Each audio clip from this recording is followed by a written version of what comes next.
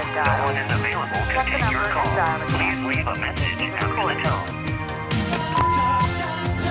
Where do you start with that match? So disappointed. I enjoyed the pie. That pie was really nice. I actually think the performance was that bad.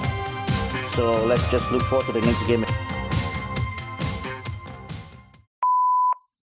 Hi everyone, this is Steven John from Malaysia. It's a derby day game, and given under any circumstances, as fans, it's always going to be a win that we're aiming for. But not the result that we all hoped for. But I guess we all knew that the task was difficult. This is a Leeds United side that looks well on its way to the Premier League and a tough nut to crack at home. Conceding an early goal in the game made it even more tough for us to come back in this game. No doubt it was great, but it was a great goal, but our defense leaves us with a lot of question. The second goal to me was, I don't know, I kind of felt it was a bit unlucky for us. Jonas, he did his best to keep it out, but nevertheless I feel our defense should have been ready, to clear the ball out as soon as possible. I'm also beginning to question on whether we should start Mooney up front instead of Campbell. I always felt Mooney's level is a lot lethal for Championship football. But anyway, let's put this game behind us, because we got Wigan coming up next. With just a point separating us and them, and not to mention 3 points from the relegation zone, I'm only saying that 3 points is a must in that game. Cheers everyone.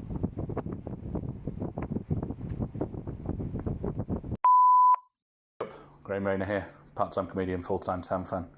Now I've got to confess I didn't go to the game on Saturday. I'm not paying 39 quid to spend any time in Beeston, and I definitely didn't watch it illegally online, but I do have some observations. First of all, I take exception to Danny Cowley calling Bielsa a genius. He's not a genius. Leeds did win, but he's not a genius. No genius has ever turned down a luxury, comforting, leather sculpted armchair type seat and said, "Nah, I think I'll sit on an upturned bucket, thanks very much." He reminds me of your mad old uncle who shouts at pigeons, and anytime anyone walks past the house, leaps up and starts gesturing madly at them because they're walking past his 1983 Ford Cortina that doesn't even have a steering wheel at the moment because he's doing it up because he thinks they're going to steal it. Leeds' first goal was a cracking goal. I can't take exception to that. But Ayling's celebration was ridiculous. The only thing less convincing than his knee slide attempt at an air guitar solo was Iker Casillas saying that he's never heard the N-word when he's a 33-year-old man. But we were so poor that even Bamford scored. Yeah, Leeds' answer to Alan Desmond-Lee even managed to get a goal. All in all, it was a bad day at the office for us. We were really poor. Hello, David Hartrick here. I was at the game on Saturday covering it for the Examiner. Hopefully you read my 5 conclusions on it. The first thing I'm going to say is that it's worth noting that Leeds United were really good and they're a really good side. I'm slightly tempering that. I actually think there were 2 15-minute spells in that game where they were outstanding. But it served as a stark reminder of where the two clubs are at the moment. Leeds United are 2 years into a heavy investment project in a very storied manager. Huddersfield Town are less than 6 months into Danny Cowley's reign. He came in with half a squad who didn't want to be there, morale through the floor. He's got the sort of ship steadied. He's kicked out those who didn't want to be there. He's got to the transfer window. You're out the relegation zone. You're on an upward trajectory, but you're just not where Leeds are at the moment, and it's going to take time and transfer windows to get there, to be frank. It's worth saying that Leeds United had a proper plan and gave you a lot of respect on Saturday, which I don't think they would have done earlier in the season. They looked time and time again to isolate Jack Harrison against Danny Simpson, who will be seeing Harrison in his nightmares for some time to come. Carlan Grant couldn't step inside because Ben White's mandate was just to step across and double up on him every single time. And it was a tough afternoon event, a very good side, but you've just got to keep the faith and just got to win the game that matters really next weekend.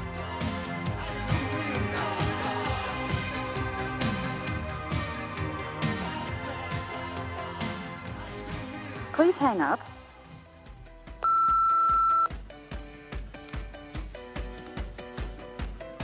Moves in, Jepson's there, Billy's in, a goal, Chris Billy, Huddersfield Town. Back at Rob Edwards, what a goal for Rob Edwards. Is this the moment for Lee Fowler? It is. Take your place in Division 2, Huddersfield Town. Huddersfield got the chance with Clark to knock it through. This could be a chance to equalise, and they have equalised. And you know who scored it, don't you? It's Jordan Rhodes. He's missed. Steve Simonson clears the frame of the goal and collapses in a heap of tears.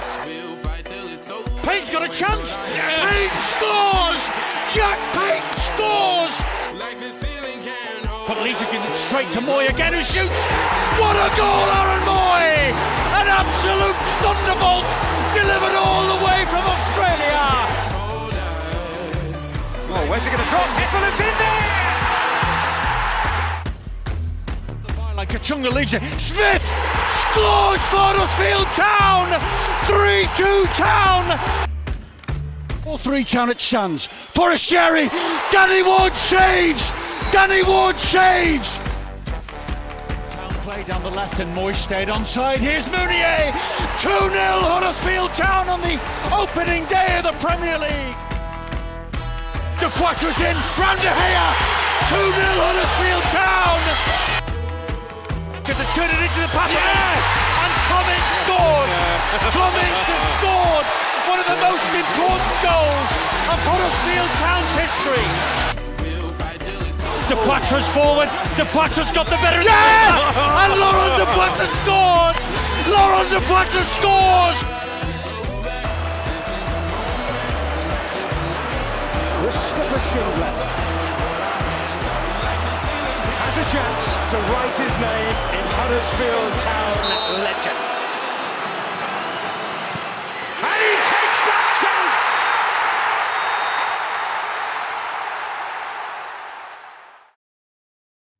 Okay, so this episode again is sponsored by the brilliant Magic Rock Brewing.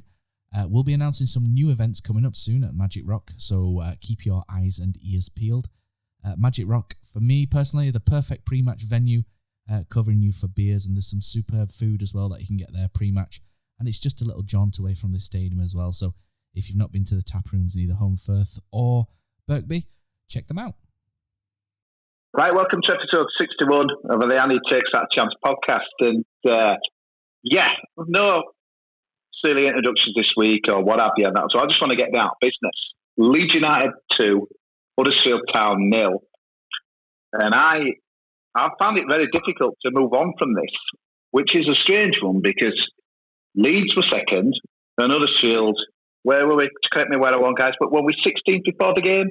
Huddersfield Town were 8-1 to win the game. So they were not, everybody knew what was going to happen. But I am still absolutely raging about Saturday for so many different reasons.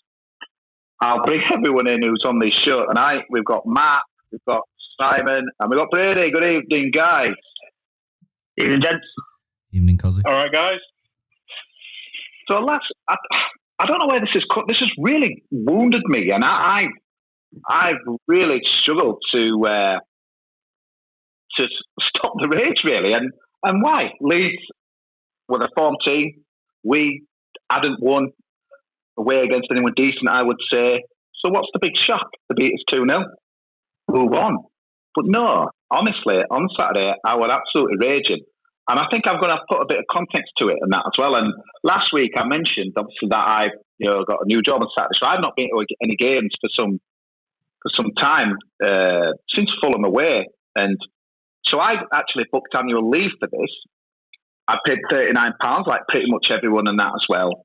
And obviously, maybe working in Leeds again, and we know the derby element and that as well. I think what's got to be brought into play, I was, as near as you get to Leeds fans, I think my seat was H1, right on the corner. There were only police next to me, and then there were loads of Leeds fans.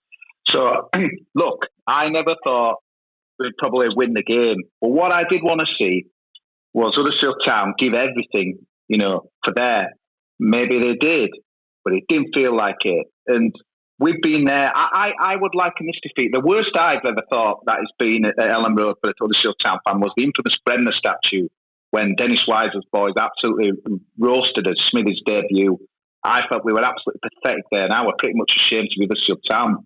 But again, maybe it's an overreaction for me, but I was, honestly, guys, I'll let you come in a minute. It's not the Richard Kosmala show, but we had absolutely nothing to offer.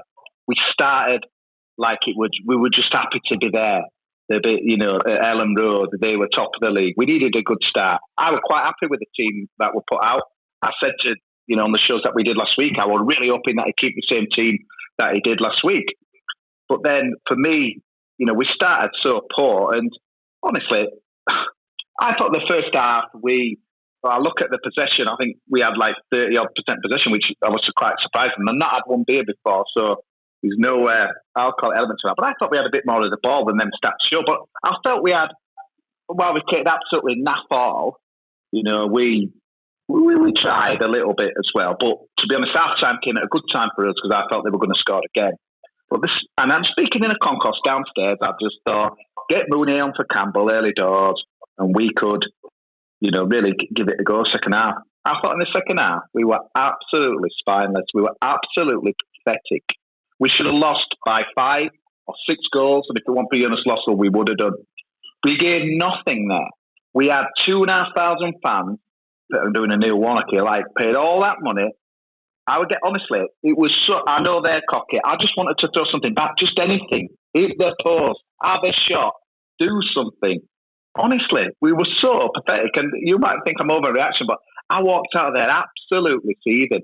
I'd given up, everything for that. I don't know what you think, guys, but we'll talk about Danny Cowley's comments post and pre-match, because I felt that contributed to my anger a little bit on that as well. We'll have a discussion as well about Huddersfield Town social media, which incurred the wrath of me today, and quite a few other people have been in touch with me on that as well. But finally, let you come in, guys. But honestly, am I overreacting, Si? It's a very good question. A little bit, possibly. I understand kind of and share a lot of your frustrations that you mentioned. But in the bigger picture, this Saturday coming is a bigger game for us as to where we stand right now. But I think that kind of the element of the local derby got lost a bit on the team. I just don't say it on Danny Cowley. Don't say that though, mate. Rachel, it's a bigger game on Saturday. We're playing Leeds United. We're playing Leeds United. They're beating us at home. The local rival. Saturday is a big game. I know what you're meaning, mate. I'm not having a go with a league table. I do get that, and I know Wigan obviously are a rival there, but it's really I'm absolutely seething with that because Danny Cowley said exactly the same. It's not going to define our season. Honestly, that's the attitude that we've got now. We used to go there with David Wagner on the front foot. That's what for me. That's just the kind of the attitude Danny Cowley. I'm sorry, Si, but no. That has just wound me up so much more. It's rubbish, man. It's just no. This is a massive game. Probably we were going to lose, but no. Yeah, I'll go in then. Cozzy, I didn't go to the game. I would be fuming if I spent 40-odd quid on that. But Leeds are a good side. We didn't play well. They've won 21 games this season. I'm very conscious that if I say anything too emotional, it'll get clipped by some Leeds podcast and showing how I lost my head. But I think the thing is, I interviewed Oscar from all Leeds TV for the match, and he said the last thing you want to do is give him an early goal. And, look what happened. And I think just from then, that just plays into Leeds' hands so much. And then the thing is, yes, we were, like you say, we could have lost 4 or 5-0, but we didn't. There's many teams that have gone there that have lost 4 or 5-0. It's really disappointing because obviously it's the derby and you want to do well. But, I hate to say it, Leeds are going to be in the Premier League next season. We're in a season where we had 7 games played. Jan Sievert, we only had 1 point, and it's just been trying to save it since. I think next season is going to be a good season. But, it's hard to take. But I think, if we go to Wigan on Saturday and we win, if Wigan come to us and we win, I think it'll kind of all be forgotten about. Eventually, it'll die down. It's frustrating because I work in Leeds, I live in Leeds, and I work with a lot of Leeds fans, and they've been teasing me. But they're a good team. We had our time in the Premier League; they're going to have theirs, and it's hard to take. But they're a good side. They play good football. That's where I'm at with it. Matt, what do you think? I've had text from Leeds fans saying, I mean, you never know, do you, if they're banting you off, it's the easiest game they had, but I've had some people, kind of come on to me and said, honestly, the easiest game they had all season. I was telling anyone who wanted to listen, we'd give them a game, and and we didn't, and I just felt, we just lied down and had his tummy tickled, mate, and it hurt. I've seen some Leeds fans say we're one of the better teams to go to Elland Road because at least we had a go at them. So swings and roundabouts, I think people are probably trying to wind you up a bit. But no, I didn't enjoy it either. I said, the thing is I was preconditioned, if you like. So if you remember on this podcast last week, I said we only play well for 20, 30 minutes. And that's exactly what we did. We played well for 20 minutes, 25 minutes maybe in the first half. And that's as good as it got, really. I think the first goal was a great volley, but the build-up to it's frustrating. Danny Simpson stood there and let Jack Harrison cross Elland Road, punch his ticket through, through the turnstile, walk across, buy a pie, get himself a drink, walk down at left flank and float a ball across completely unopposed. And I think when you go somewhere like that, you've got to either defend in numbers or you've got to engage them properly. And we just didn't engage them properly. And I've been saying all season since Danny Cowley and Nicky Cowley came in, our Achilles heel is this first 10 minutes of the half. And Leeds United knew exactly what our weaknesses were, knew exactly what our strengths were. And they came at us like a hurricane at the first 10, 15 minutes of each half and blew us away. And they knew exactly what we were going to do, how we were going to do it. And we got caught in the cross, in the headlights. And they were a better side than us on the day. We massively underperformed in the second half. I think the thing was, Matt, I mean, I expected to, probably lose to get a part, but I thought we'd give them a game, and we just didn't do anything. I mean, you mentioned Danny Simpson there. I mean, he's defending. Since his injury, mate, he's just not been the same player. He's defending. I mean, he's going forward with the ball. He seems to have improved, but he's defending. He's shocking. I mean, I could just see it visually in my head. I was shouting at him, come on, block his cross, put tackling. There were nothing, and obviously, Grant covering himself in glory, and a tremendous finish if you want to look at it from the Leeds point of view. But Jack Harrison, this is a professional. He's a massively improved player on last year. Is Jack Harrison? He's one of the better left wingers in this league. But you've got to acknowledge that, and you've got to, like I say, engage him. And I think Danny Simpson's done quite well lately, but he didn't do that great on Saturday. But this is where we're at, aren't we? And we were saying last week we play well one game, we play poorly the next, and I think the other point to kind of maybe think about as well is that Leeds team is not just a Bielsa team. It's been put together over the course of 3 or 4 years. They've got Berardi, Ayling, Cooper, who else have they got? Hernandez, etc. They've all been there sort of 3 or 4 years, and they've come through different coaches and managers and been able to adapt to different situations.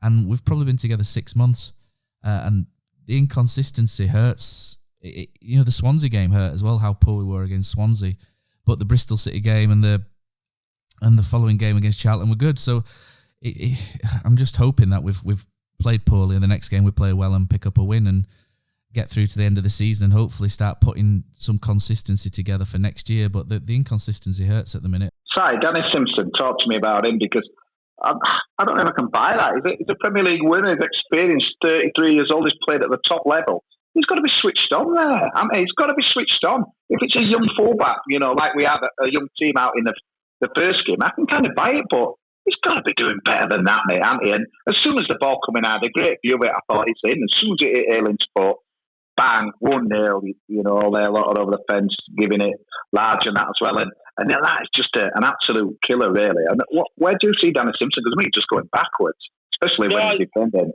I completely agree, Cosy. I think kind of in these type of games, your derby games, you want your big players, your players with experience to stand up and be counted. Without Hogg particularly, you looked at Danny Simpson as one of those on that pitch, and it kind of set the tone really early doors, didn't it? Where kind of, as Matt mentions, just stood off and kind of almost let Leeds execute a training ground manoeuvre really without any pressure on the ball. It's a funny one with Simpson. We talked about him before. Kind of, he came in obviously on a kind of on free transfer essentially, kind of at the start of the season, and quite quickly we were singing his plaudits, saying it's exactly what we need. Obviously in trouble by injuries at kind of various times throughout the season, which I don't think's helped. And naturally your mind starts to kind of cast to next season now. And I think when we've been able to see what Harry Toffolo has been able to do on the left-hand side, albeit not so much on Saturday just gone, you're looking for someone on the right flank to do similar, and Simpson can't do that. He can't get up and down.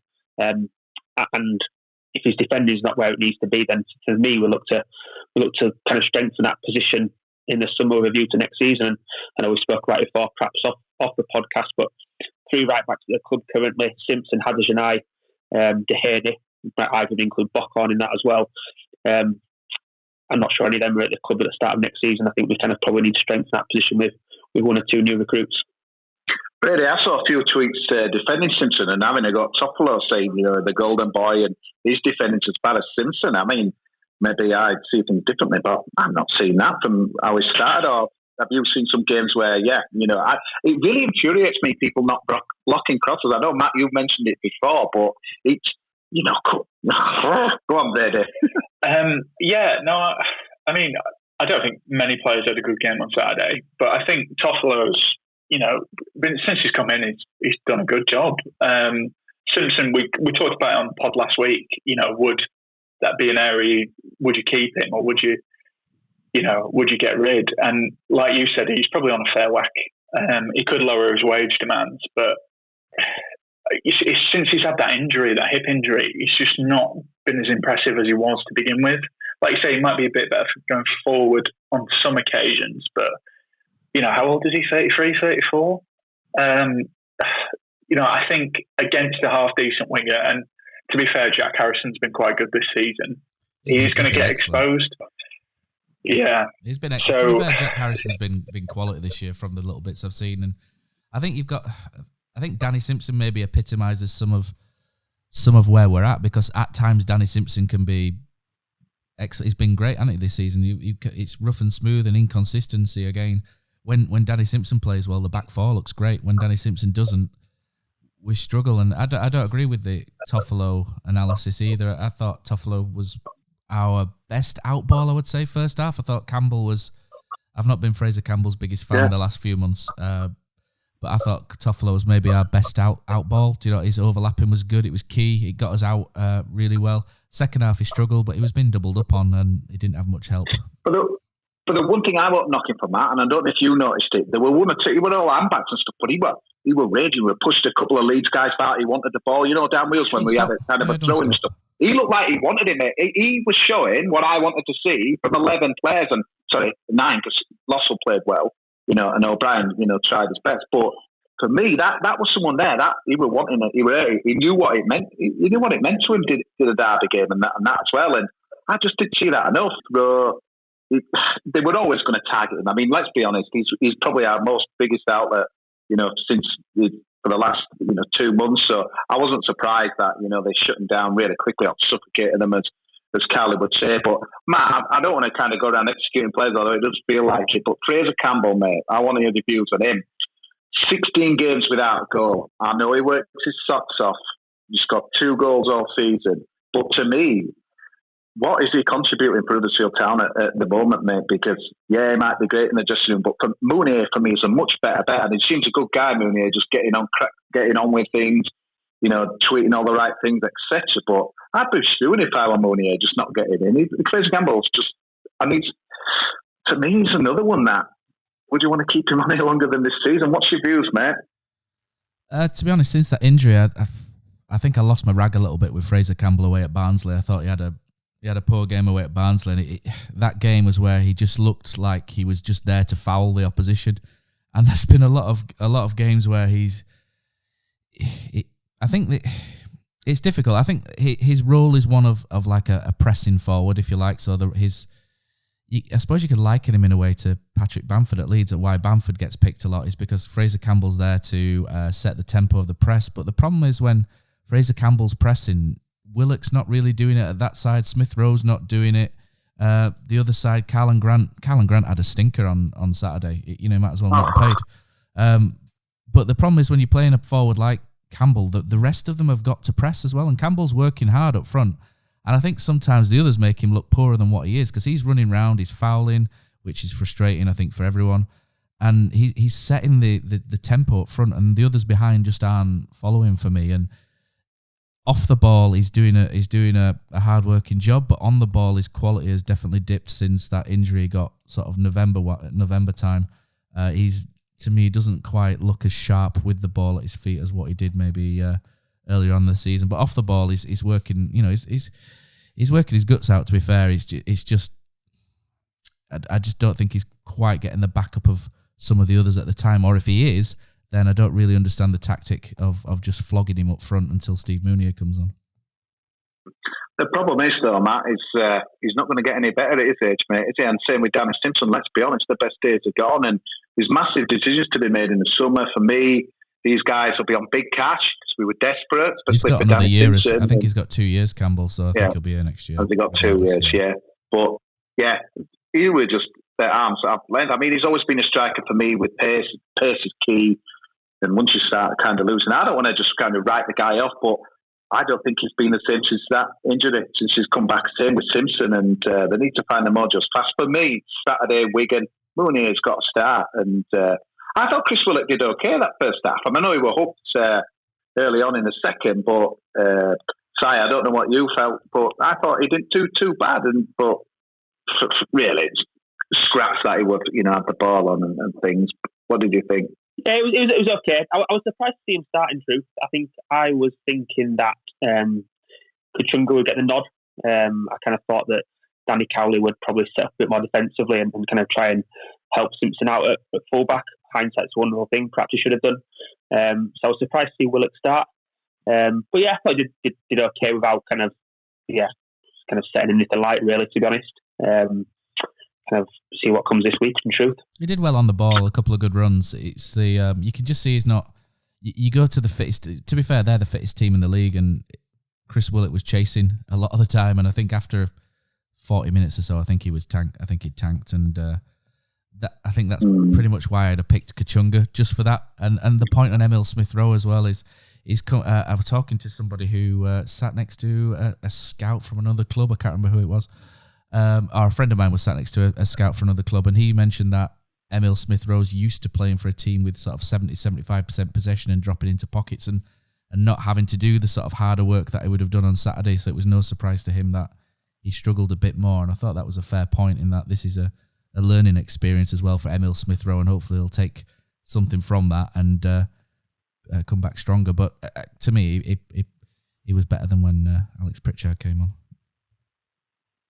It's good when your team can't back you up, because I never thought we'd win. I probably never thought we'd draw, but I really thought we'd give them the game. And I suppose the thing that, you mentioned Brady is, are they that good? And like Matt, if you said that, you had some of their fans honestly say that, we were one of the teams that at least give them a game. It was just so disappointing for me, and sold us tickets and everything and that as well. But it's, for me, the credit in the bank's gone down a little bit. And I know I think we'll move on to the kind of the thing that's erupted a little bit today on social media and other things. But Danny Cowley, Brady, I've always backed him, and he's the man to take Huddersfield Town forward. But I just thought he was very naive with some of his post and pre-match build-up. Now, let's be honest, Marcel Bielsa is a superb manager, a great character, and I'm a big fan of it and that as well.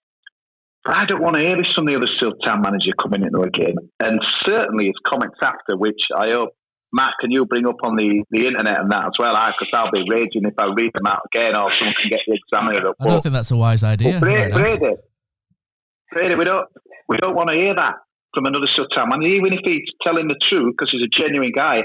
I don't want to be hearing that. That he's going to be tactically. Go on, I don't want to misquote him, Matt. Get them up on the screen, but in fact, I'll get them up, Brady. I'll bring you in and I'll that was quote. He doesn't trust you, Matt. He doesn't trust you. I want him to do it.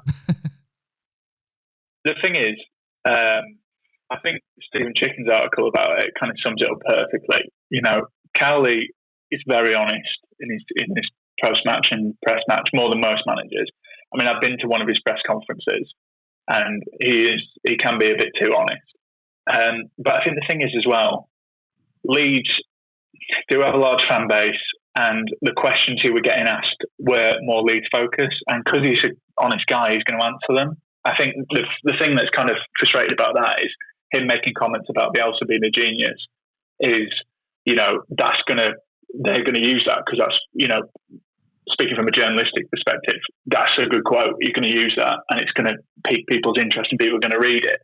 You know, he talked to the rest about the game and what we could have done better. But, you know, like I say, Leeds get more coverage than Huddersfield on certain things, so that's why these comments blew up more. But again, Bielsa has done a good job, and he's a good manager. And I think it was David Hartrick. I always get his last name wrong. He was saying as well, like, if you look at it, like, Bielsa's been around for years. Like, he won Manager of the Year in 2001. You know, he's got so much experience.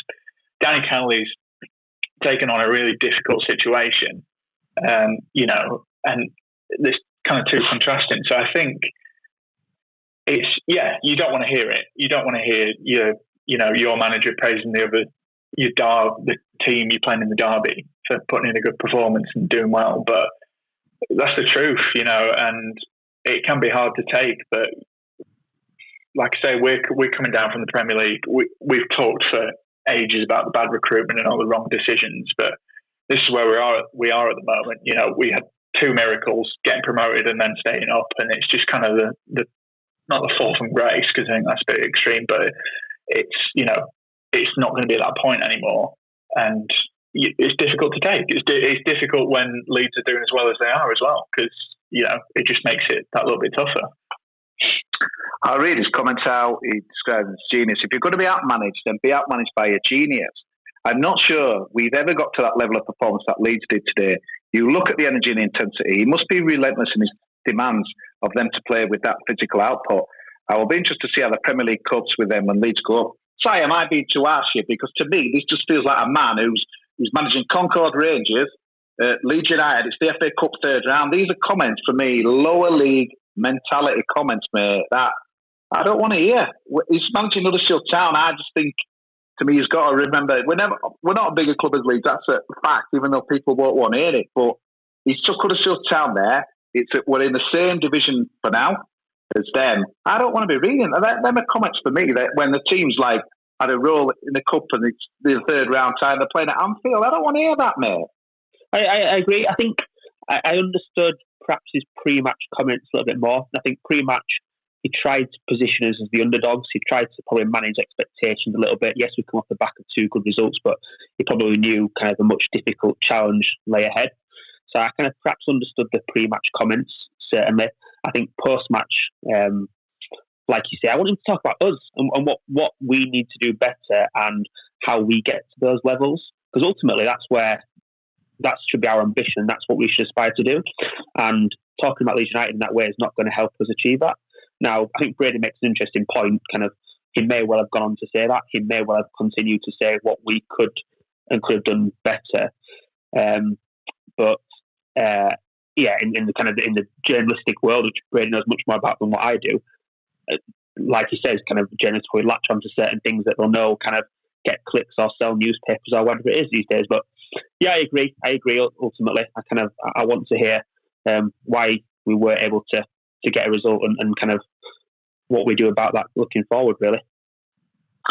Matt, I know you had some interesting views on a few WhatsApp messages with me. Let's hear it from you, pal. I think it's fine being honest, and I think it's fine being objective, and you can, for me, I'm quite happy if he admits that we were the second best, second best, he got things wrong, etc. I've got no problems with that. I think you kind of need a little bit of self-preservation when it comes to losing a local derby. It's like he were a tourist, Matt. He were just happy to be there. He's done a great job. It will like you're smack to that, mate, for me. I think if you're the manager of a championship team and you've just lost to your local rivals, and we didn't lose closely, we were easily beaten. I think he's got to be a bit wiser in terms of self-preservation. I've got no problems with the truth. We were outplayed comprehensively. I think one interesting thing, Matt, and we'll talk about the social media in a minute, and I think Brady's right. It was BBC Sport that reported that, and probably Adam Pope asking it, etc., from a Leeds angle. But the Town website, there was none of them quotes on there, because I think they knew that if they'd have put on there, it would have enraged a lot of our fans, and we'll talk about other stuff in a minute. But the fact that they've come out anyway and that as well, I don't know. Maybe I'm all for being kind of nice, but I just felt, Danny, just think about what's happened here, mate. Just kind of say, yeah, we were outplayed or what have you. Just be, someone a bit more experienced at a good level. You wouldn't have got Zidane or Mourinho or someone of that ilk saying these kind of things. I thought we're very naive, and to me, it's just wound a lot of fans up. It makes to be the honest with defeat. you, but I don't want to knock. It makes the defeat a bit worse, doesn't it? A little bit. Yeah. It's difficult though, isn't it? Because I think we all forget as football fans, but he's getting interviewed like pretty much straight after the game.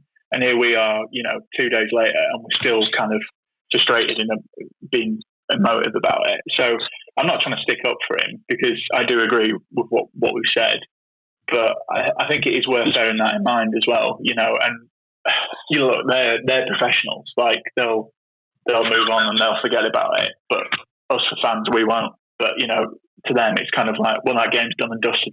Let's focus on Wigan. So the one thing I thought when leaving Elland Road so I've had a little bit of a beef with our kind of Twitter feed and social media. So the one thing I thought in the back of my mind, I thought at least we're not going to get a hashtag Monday Motivation on Monday. So I could not believe this morning when I put on my phone and we had a picture of Alex Toffolo and there's 9 games left and we go again and all that rubbish. Hashtag Monday Motivation. I don't want to see that. We've just lost. We've not, honestly, if we've lost 3-2, what have you? We've done well and we've had a real good go. I get it, but we've just lost. And it brings us onto a wider debate on social media and Twitter. And it's something we've spoke about quite a bit of kind of air, Matt, and things like that as well. So it's really weird how these accounts. So I suppose first thing to discuss, they put a tweet out on Friday, and I thought this could bite us on the arse, knowing how Leeds admin are on their last time at Elland Road. Lo and behold, they did miss the chance. Dive again, 5:30, this time at Elland Road. Bit of banter, no problem at all. But I just felt like for recent weeks that we're just getting. I'm all for positivity. There's no one more positive than me, although you wouldn't think it on this podcast. But it's just like every other. I think we just go too far when we win. And I think maybe this is some of the problem, Matt, with where the club is at the moment. We're so happy that we're winning a few games against some real... We haven't beaten anyone decent, really, if we're being honest. We haven't bet a decent side yet. But we're seeing endless gifs and videos and stuff for days on end.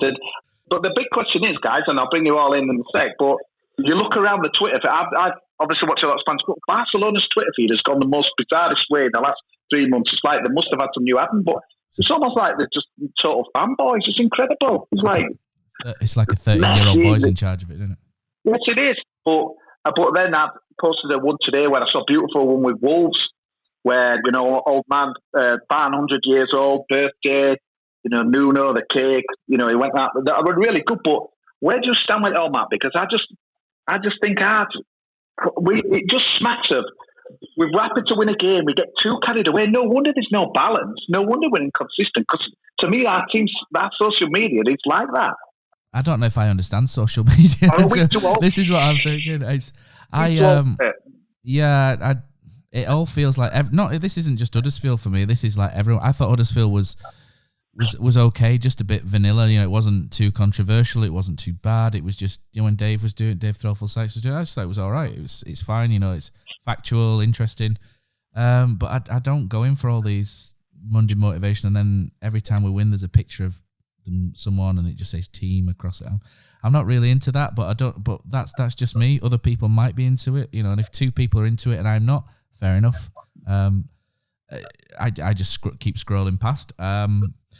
It feels like Twitter, this is a general thing really, that it feels like everything's gone a bit football Twitter, if you know what I mean. And I hate football Twitter. It's just full of planks, and it just feels like it's catering to that market. And if that's what Twitter's going to be, then I might be using a different platform in the future, to be honest. And I think that's part of the conversation.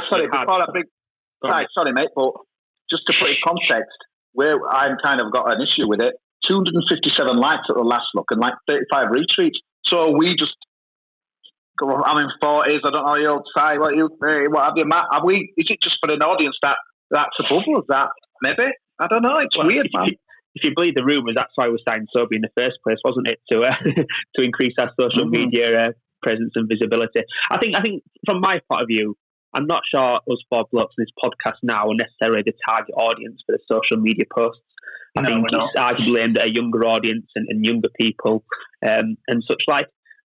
That in itself is fine on one hand, but on the other hand, if us four kind of, who I guess I would consider to be quite loyal, kind of quite die-hard Huddersfield Town fans who show a lot of interest in the club, if we're not the target audience, then what purpose does the Twitter account serve for us?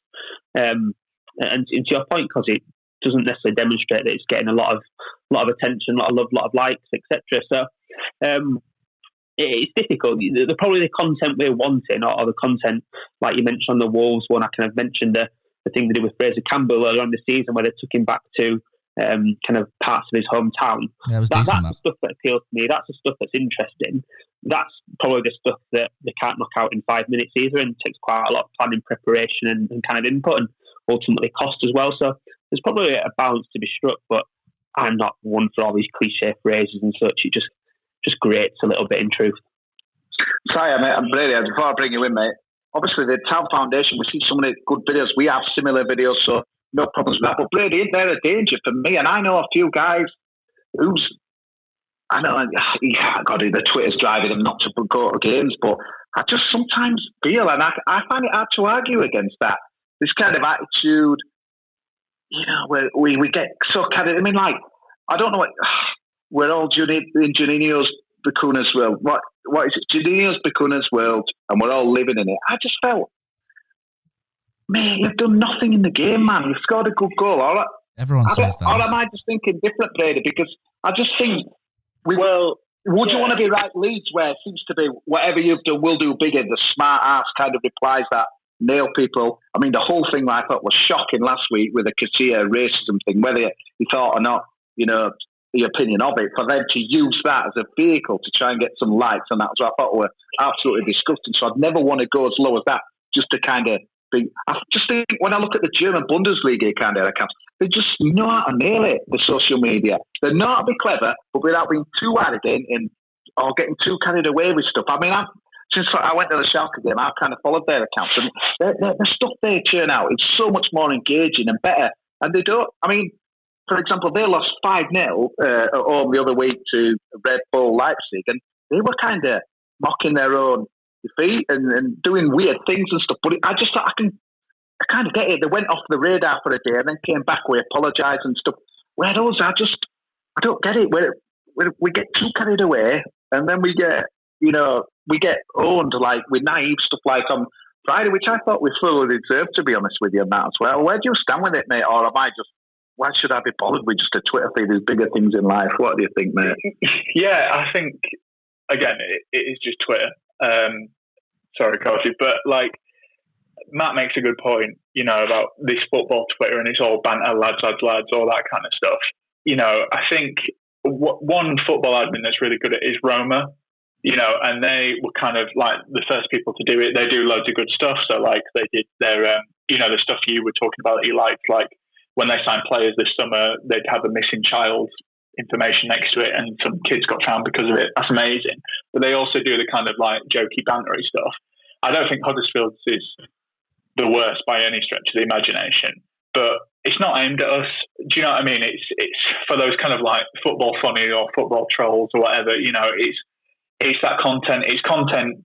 I'm in my kind of like mid-20s, but it's for people younger than me, and it's for the fans. Like, I wanted to see the highlights of the game, so I watched it on our YouTube account, and I just see the comments, and it's like, people with like Bielsa God, as their like, Bielsa is their Twitter picture, and they're going, ha ha ha, shocking, and it's for those kind of people who are like, oh, look at this banter, it's great banter.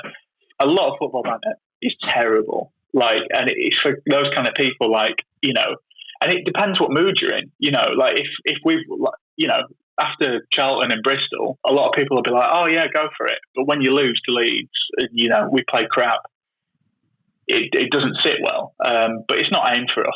It's marketing. I've worked in social media before, and I don't know what it's like at the club, but you've got to get as much content out as you can, and you want to keep the feed going and So I do kind of sympathise with them a bit. I remember Arsenal. I think they drew with Chelsea earlier in the season or something, and they did 20 tweets about it. So I don't think we're as bad as that.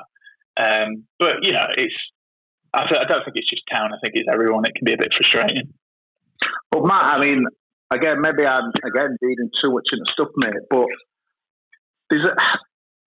at the moment, Huddersfield Town are coming down from the Premier League, and I think this is one of the reasons why I'm kind of hurting, really, because I always felt we felt under Wagner that we could throw a punch, we could, aim high, even though deep down we probably thought, traditionally we've been bottom half of the Championship. But I don't know, maybe I'm reading too much into things, but it just seems the culture kind of feeds off stuff. It's almost like we're kind of happy to be here and things, and yeah, staying up would be a fantastic achievement still, despite. People think, well, hang on a minute, in the Premier League for 2 years, if we step up this year, it will be a fantastic achievement. But all the stuff to me is coming out just seems to smack of, just accepting mediocrity. And I know that Phil Hodgkinson doesn't feed that, but or am I just kind of linking some of the tweets too much? It's winding a lot of people up, and it does. When you get mad when we win with some of the stuff that's churned out, probably best to unfollow it, but you're missing out then on ticket information and stuff. It's really got my go at this, and it just kind of spilled over today with the Monday motivation, mate. You want to guess, would you?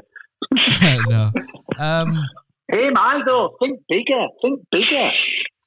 As a club, think bigger than what we're doing, mate. I think 16-17, I think generating positivity helped a lot. I think the whole Wagner Revolution thing was brilliant. That really worked. Everybody jumped on board with it, and I think it kind of helped build a bit of a tidal wave, which everything came together and took us up. But I don't think you can force these things, and I think sometimes we maybe try and force it a bit too much. I understand why they have to put content out, and you have to stay relevant. You have to continuously try and target markets, etc. And it must be so difficult to keep bringing fresh things out every 5 minutes. And I wouldn't imagine. I don't know who works in that department, to be honest. And, I would imagine Roma, Man City, I'd imagine they probably put someone on wages us four combined, to put on things like this. And clubs like us can't really do that. So I think, are we being a bit harsh? Maybe. Is it difficult to strike the right balance in social media? 100% yes. Do I like Town's approach at the minute? Not really, but if I see something I don't like, I just scroll past it. That's all. And if you like something, press the like button, and hopefully that'll help them strike the right, like I just said, strike the right balance. In that, if you like something, you retweet it, then the club obviously think they've done something right, and if it's rubbish, just ignore it.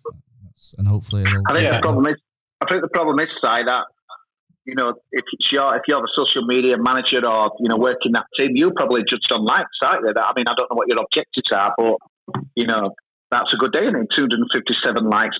And I get it, obviously it caters for kind of different things, but I don't know. I just like the culture at the moment. It's we stop up, but I always feel that we've had a taste of Premier League. We should be thinking bigger, not just getting carried away with with wins against poor sides. We seem to be that happy just because we're winning an odd game now and again. It just goes off the scale, and we're still seeing stuff like 4 days, 5 days on it. People celebrating and stuff, and no, man, no. Yeah, it comes back to kind of some of the stuff we've talked about now, but sometimes you can maybe there's a desire to put anything out there rather than nothing, and actually sometimes in life, don't put anything out there. Kind of that's fine. Kind of people still kind of continue to follow certain accounts, etc., and give it 2 days, 3 days grace. But perhaps there's a desire, kind of maybe for the reasons you mentioned around KPIs and that sort of thing, to continuously churn out content when actually whatever you put out there is not going to get a good response. I can't think of anything that the account could necessarily put out which should have got a great response after the result of the weekend. So sometimes less is more. I wish I didn't care as much, but it's about Huddersfield Town, but it's just part of your life, isn't it? And that as well. And yeah, there's other stuff, but it's just, when you don't use self-justice and stuff at times, it does hurt. But anyway, Brady, we'll move it on. And I was that peeved on Saturday. I didn't even see any other scores, so I kind of muttered someone when we were out drinking in Leeds after how's the other results gone, and I think everyone dropped points again, didn't they? How are you seeing it at the bottom now? Oh God, it's just like you think you're all right. It's just I love the Championship. It's just a crazy league, isn't it? And it's been, the last 9 games that we've got, it's going to be ups and downs. But I suppose that is kind of exciting. I think the thing is, I suppose we're kind of looking ahead, but Hull and Charlton are playing each other this weekend, and that's massive. Hull is sinking like a stone. Charlton haven't been doing that well either, so it's going to be interesting. I mean, like you say, it's a good job the other teams didn't kind of pick up, but if we're realistic, we weren't expecting to get much out of Leeds, and we've got plenty of games I think coming up that we can get a positive result from. So yeah, I still think we'll be okay, but I don't think we like to make it difficult, don't we? That's the Huddersfield way. It's never as easy as you think. I was thinking faster Sheffield Wednesday or I cannot believe Sheffield Wednesday. What is going on, Matt? Where are these deductions? We need them now, man. Well, Birmingham have got away with it, haven't they? So that's one down. Oh. So there we go. When will we get a result? A verdict on the other ones, Matt? Do you know? It's usually March. Last year it was March, so I presume it'll be sometime soon. I think there's a lot of stuff to unravel with Derby and Sheffield Wednesday, but God knows. But hopefully we don't have to rely on things like that, because if we have to rely on people getting deductions, it's not been a good finish to the season, has it? It's going to go right to the wire. It's going to go right to the wire, isn't it? I mean, you look at the table now. There are I can't even count. So many. So much ups and downs and twists and turns to be had now between now and the end of the season. It's going to be very interesting, that's for sure. What can you say? I mean, I watched that Nottingham Forest Millwall game on Friday. I just can't work it all out. Nottingham Forest beat Leeds and they've fallen off a cliff like pretty much a few other teams we've mentioned. But so you look at our fixtures, you think Forest away, which is only next week, isn't it? I think that game, or is it the week? No, it's next week, isn't it, when we go there? But back in the day, you'd think no chance on that. But now, as long as we go there to have a go, unlike some of those last couple of away games and stuff. But it's hard to kind of really work it out, to be honest with you. Do you still think 50 points, Brady, or maybe a few more? Yeah, I think 50 points will be fine, to be honest. I think I'm just kind of having a quick look at the table now. We're on 42 in 18th. Stoke are above us with 42. And then there's a bit of a cushion with Birmingham. They're on 47, 16th. But, yeah, like I say, I can't really see... I think Barnsley have played well and put in some good performances, but I can't see them staying up. I think their defence is too bad. I think Luton they're going to simmer out. And then really, I do think it's kind of between Hull and Charlton. I think, if you look at our fixtures, we've got Luton at home. Obviously we play Wigan on Saturday, but we've got, it's tricky because, it's kind of week by week. But like you say about Forest, it depends what kind of form they're in. We've got Reading away, depends if they're safe. I think the advantage we might have is we're playing a couple of sides where it's not going to matter as much to them, and they might be safe and nothing to play for. So I think we'll be okay. I don't want to put too much pressure on the game on Saturday, because although I do think we have a good chance, Wigan are in great form. I think they're third in the form table over the last 10 games. But I think we could get something out of Birmingham away. We could get something out of Reading away. Wednesday, they're terrible, at the moment. So I think we could get something there. I think we'll get 50 points. I can't say what games are going to win. I think Luton at home, you'd expect us to win, but there's going to be twists and turns. But that's the Championship. Like I was saying to someone the other day, there's 24 points between Leeds in first and Birmingham in 16th. But if you look in the Premier League, that's the distance between Liverpool and Man City. So it's just such a tight league. It's crazy. I think Barnsley, I think you could say goodbye now. Last 3 fixtures: Leeds away, Forest at home, Brentford away, and then the 3 before them are incredible, really. Stoke away, Luton away, and Wigan at home. I mean, but they've got to be winning. What are they on? 34 points, 16, 4, 5. Yeah, I think you could probably say goodbye for that. Which brings us on to our game against Wigan. I think you're right there, Brady. I've been hearing crunch and must not lose and this, that, and the other for Saturday, but I want to win. But a draw wouldn't be the end of the world against a formed team. But it's, I just think again, it's such an up and down kind of Huddersfield Town life at the moment, where 2 wins and a bad defeat Saturday. And Matt, what are we going to do on Saturday, mate? Because it's just up and down for us, isn't it? Draw 1-1, I think. I think it'll be a draw. Yeah, they're on form. I think they'll come at us, have a go, and I think we'll respond. But I think it'll be 1-1. I think, yeah, it could go anyway. But I think it'll be a point, and I think it'll be one of those maybe where it gets to 10 minutes left and it's 1-1, and both teams kind of psychologically go, do you know what? That's not so bad. And I think it might just peter out a little bit. But who knows? Hopefully we win. But I just think that might happen this week. So we're happy there were no changes from the victory against Charlton, and look what that got me. But what would you do? What would you do on Saturday, mate, to get more than what me and Matt are thinking it's going to be a draw? What would you do to get that win? I think we spoke about it briefly earlier. Mounier needs to start for me. Fraser Campbell for all his work ethic, endeavour, certainly off the ball. We're not necessarily seeing much end product there at the moment, in truth, and ultimately to win again football, we need to score some goals. And for me, Mounier kind of presents probably the biggest threat we've got at this moment in time. So he'd certainly start. Beyond that, I'm not sure I'd make any changes, in truth. Obviously, against Leeds, we've spoken about that. We won't go on to that again. But the 2 games prior to that, we've showed lots of promise, particularly at home. Willock, Emile Smith-Rowe, Karlan Grant. And I think probably for me, they deserve another shot at it. Obviously, we've got some options off the bench in Pritchard particularly. But yeah, for me, a very similar team, but with Mounier up top, and hopefully that'll get us a 3 points. But Wigan very much in form, not lost in the last 6, 3 wins, 3 draws, and kind of 2 wins in the 3 games before that as well. So will be a difficult game. I think we'll nick it 2-1. Nice, hi. Really, I see an empty chair there. You're not doing a Phil Parkinson impression, are you? Yeah, no, I'm here, guys. Don't worry. I think we've got to. Obviously, we've got to. I keep forgetting the Forest games before we'll record the next podcast. So it's funny how you think stuff now, don't you? But you'd say we do get a point against Wigan and Forest. Well, you never know. They're playing absolutely shocking at the moment, but say they're in the form and the tables, they've not beat us. Only 1 point from 2. It's not panic button stuff. But what are you seeing the next 2 games, mate? Or what? Do we have to win on Saturday with Forest coming up? Yeah, obviously it'd be great to win. I think it would be frustrating if we don't win, but I can't call Forest, to be honest.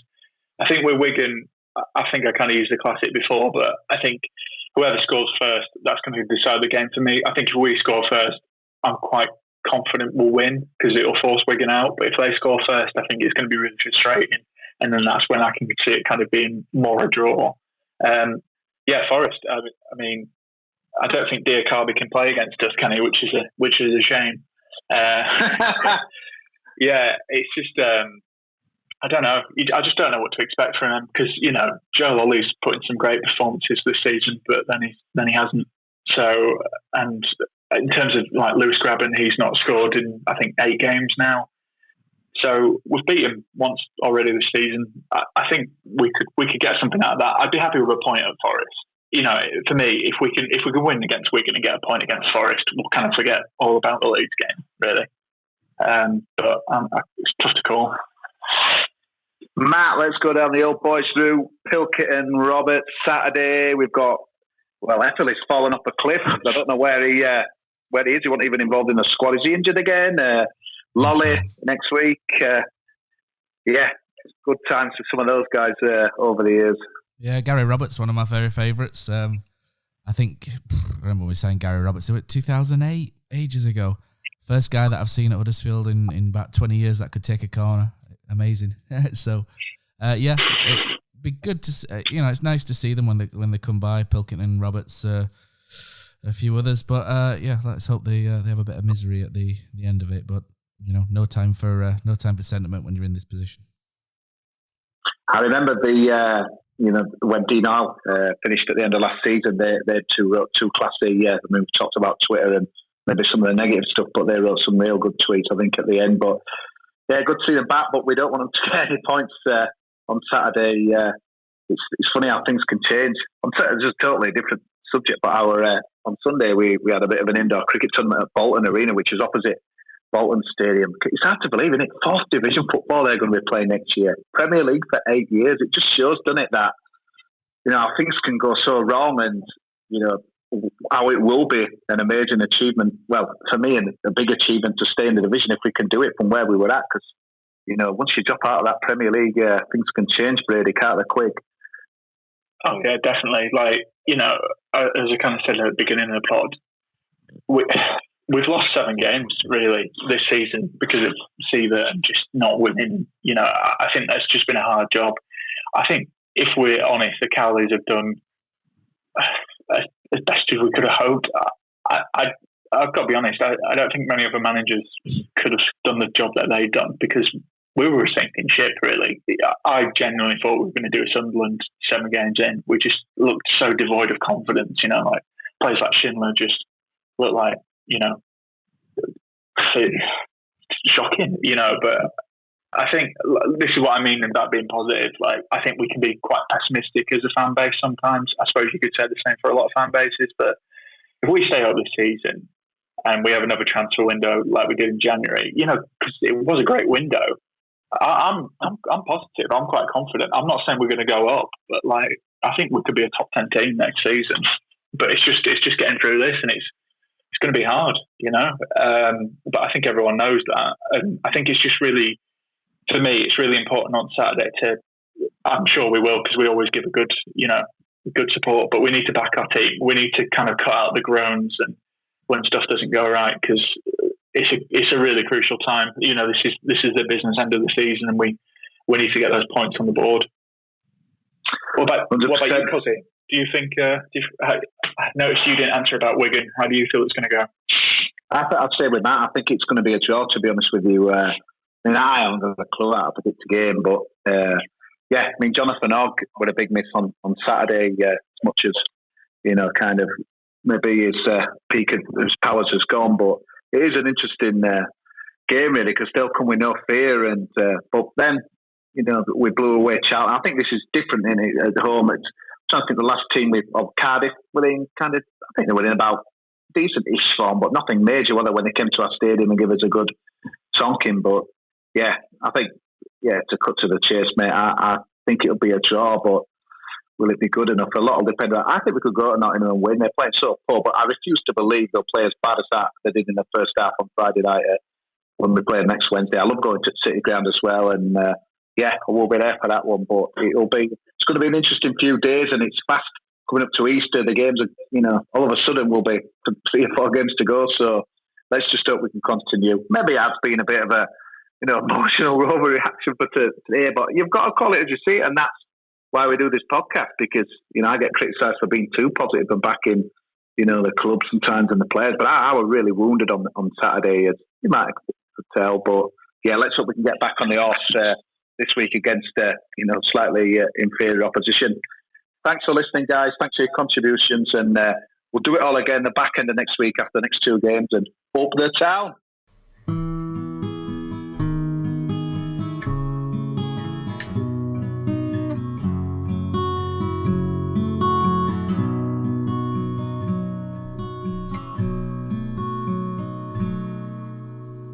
There's a team that is dear to its followers. The colours are bright blue and white. They're a team of renown, they're the pride of the town, and the game of football is their delight. And all the while upon the field of play, thousands loudly cheer them on the way. Often you can hear them say, who can beat the town today? And then the bells will ring so merrily, and every goal shall be a memory.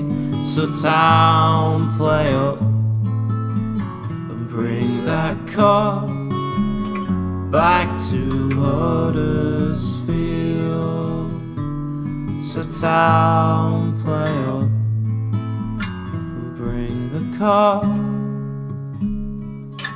back to Huddersfield.